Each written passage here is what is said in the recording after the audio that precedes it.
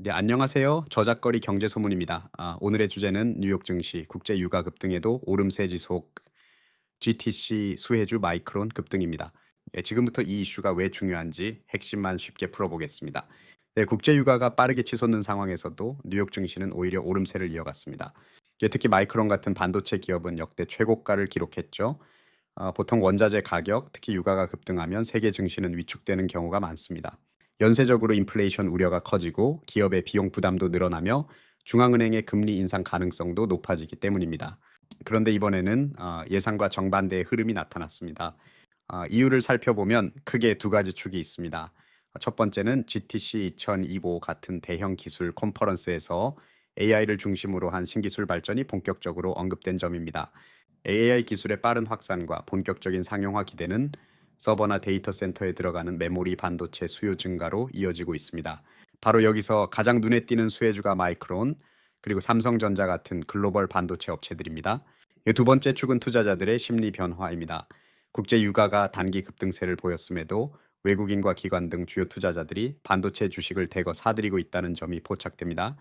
이들은 당장 에너지 가격 부담보다는 오히려 새로운 성장 동력, 즉 AI 시대 개막과 이에 따른 반도체 업황 개선에 주목하는 모습입니다. 실제로 최근 삼성전자 역시 외국인과 기관 자금이 몰리며 주가가 강하게 올랐고, 미국의 마이크론 역시 AI 메모리 기대감으로 사상 최고가를 경신했습니다. 네, 이 구조를 연결해서 보면 국제 유가 상승이 통상적으로는 인플레이션을 자극해 중앙은행이 금리 인상에 나설 명분이 되고, 주식시장은 경계심에 약세를 보일 수 있습니다. 하지만 이번에는 그런 전통적인 반응이 나타나지 않았죠. GTC 2025를 계기로 AI와 데이터 센터향 메모리 반도체 붐이 다시 강조됐고, 기업들의 예상 실적 또한 상향 조정되고 있습니다. 이에 따라 투자자들은 단기적인 인플레이션 리스크보다 중장기적인 반도체 산업의 구조적 성장 가능성에 베팅하는 분위기로 바뀌었습니다. 전체 시장을 움직이고 있는 핵심 쟁점은 바로 여기 있습니다. 유가 상승, 증시 하락이라는 과거 공식이 통하지 않고 기술 혁신과 실적 개선 기대에 투자금이 몰린다는 점입니다. 물론 이러한 현상은 과거에도 일부 사례가 있었는데요. 유가 상승기임에도 불구하고 기술주 주도로 증시가 하락을 방어했던 적이 있었습니다.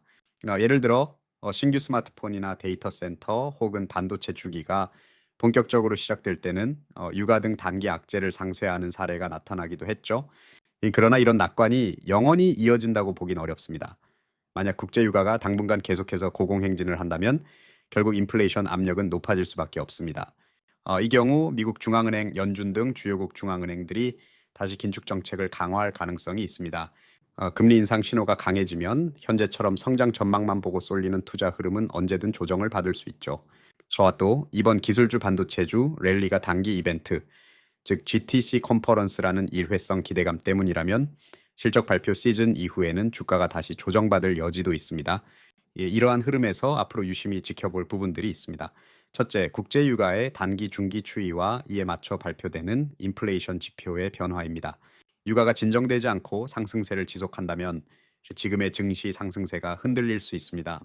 이 둘째, GTC 2025에서 발표된 AI 관련 기술들이 실제 상용화로 이어지고 메모리 반도체 수요로 연결되는지를 확인해야 할 필요가 있습니다.